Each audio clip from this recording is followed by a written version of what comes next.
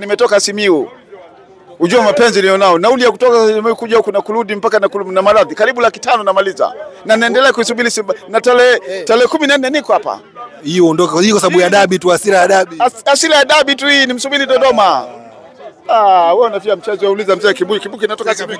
Kibuki inatoka shahidi, vitu kwa shahidi.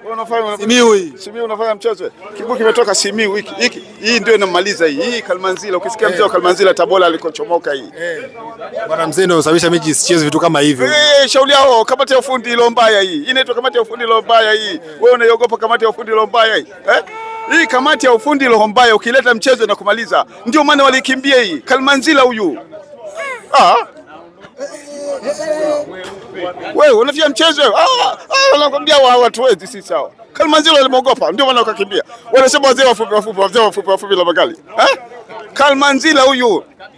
Mzee nani tena? Naitwa mzee wa ubaya ubwela. Wewe ndio ubaya ubwela mwenyewe. Ubwela mwenyewe.